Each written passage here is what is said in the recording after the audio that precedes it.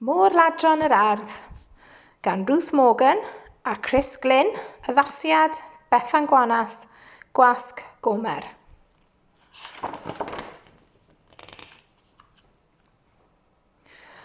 Llong yr Ych-a-fi oedd y llong dristaf I hwylio'r moroedd erioed.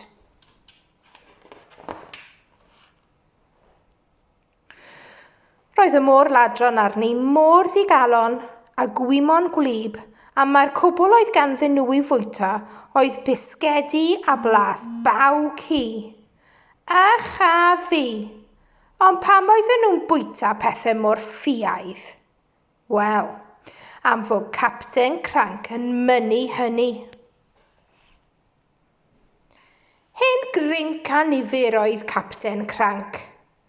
Tra bod y môr-ladron yn bwyta dim ond bisgedi Ych-a-fi, byddai ef yn gwledda ar bastiod octopus a chacennau cathod môr blasus.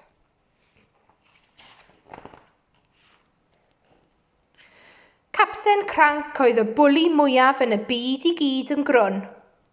Doedd dim yn well ganddo na gweiddi ar y môr-ladron, taflu bisgedi atyn nhw a chicio'u bwcedi dros bob man.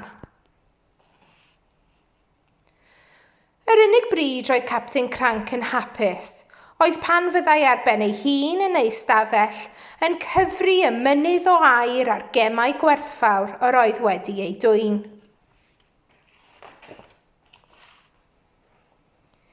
Un diwrnod, glaniodd y môr-ladron ar ynys. Roedd map trysor gan Capten Cranc. Roedd yn siŵr y byddai'n dod o hyd I fwy o drysor yn y man a nodwyd gan croes. Daeth y criw o hyd i'r man ar y map. Tyllwch y tyrchod, gwaeddodd Capten Cranc, neu mi daflau fisgedi atoch chi. Ond fe daflodd nhw yr un fath.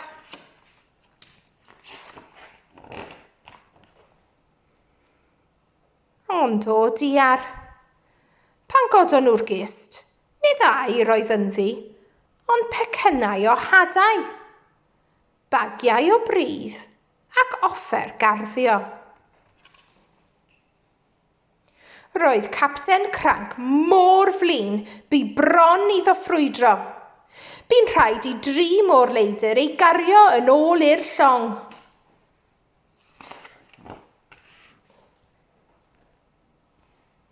Sylwodd neb ar Gwen y forwyn fach yn llenwi ei ffocedi a phecynnau, yn rhoi'r pridd dan ei dillad ac yn cuddio rhawiau yn ei sgidiau. Yng ngwaelod y cist roedd un hedyn rhyfedd iawn yr olwg. Cuddiodd Gwen yr hedyn hwnnw o dan ei het.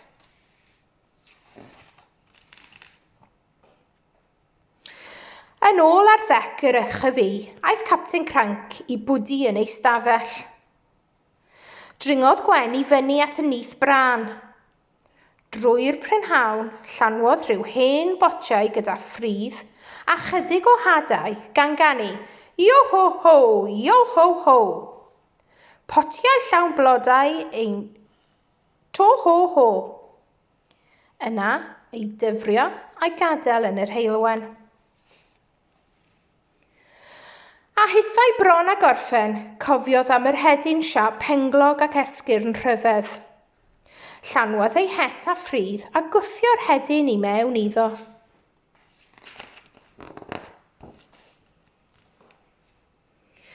Gwenodd yr haul a disgynodd y glaw. Ymhen dyddiau, daeth planhigyn i'r golwg. Gwenodd yr haul a disgynodd y glaw eto. Tyfodd y planhigyn yn fwy a dechreuodd llysiau bychain dyfu arnyn nhw.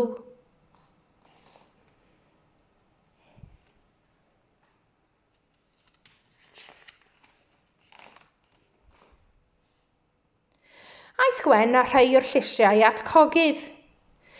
Beth yw rhain? Gofynnodd hwnnw. Shhh, meddai Gwen. Rhowch nhw i'r môr-ladron I ginio. ond dim gair wrth capten. Gwnaeth cogydd gawl gyda'r llysiau.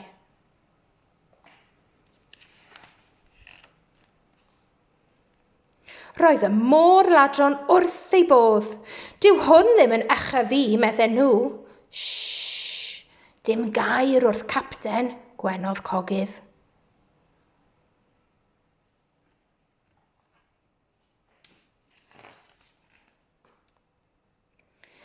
Tyfodd planhigyn gwen yn rhy fawr i'r nyth bran. Roedd yno fôr o foron a thatws, tomatos mawr melys, a chenyn hir, tew a ffan dringor mastia. Felly un noson, pan oedd Capten Cranc yn ei wely'n breuddwydio pethau cas, helpodd y môr-ladron hi i'w rhoi mewn bareli, mewn rhaffau ac mewn tyllau gynnau. Yn y diwedd, dim ond un planhigyn oedd ar ôl yn y nyth bran, sef planhigyn y benglog ag esgyrn.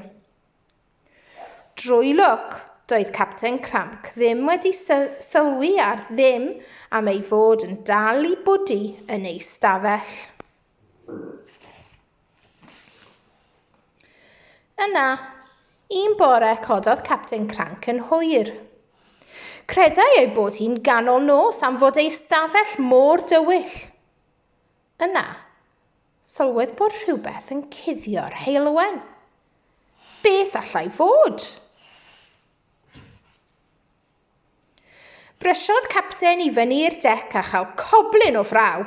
Roedd y llong yn llawn llysiau a môr-ladron yn brysio yn dyfrio a chwynu. Io-ho-hof, io-ha-ha. Mae'n llysiau ni wedi tyfu'n dda. Rhowch y gorau i'r holl arddio'r eiliad ma, rhuodd Capten Cranc. Rhedodd at y mast a malu'r ffa. Cododd y moron a'r cenyn a'i taflu i'r môr. Yna dechreuodd daflu tomatos gan wneud i'r môr-ladron grio a gwingo.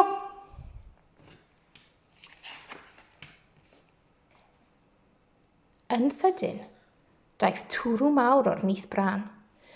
Edrychodd pawb i fyny. Llithrodd coesyn rhyfedd i lawr y mast. Planhigyn y benglog a'r esgyrn, meddai gwew mewn braw.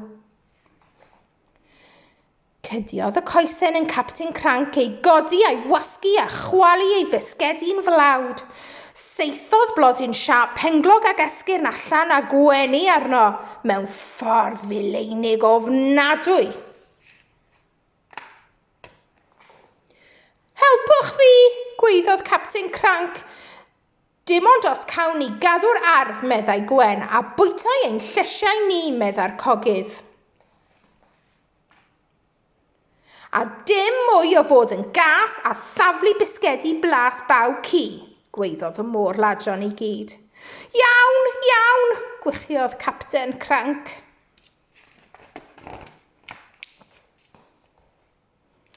Erbyn hyn, mae gan llong yr Ych-a-fi enw newydd. Yr Yum-Yum. Mae'r môr-ladron yn mwynhau ei garddio a'i llysiau ffres a blasus. Gwen yw'r capten newydd a Cranc yw'r gwas bach. Chaiff o byth daflu bisgedi baw ci ar neb eto. Ac os fydd o'n meiddio, mae'n gwybod beth fydd yn digwydd. Rhywbeth afiach. Rhywbeth hynod Ych-a-fi. Y diwedd.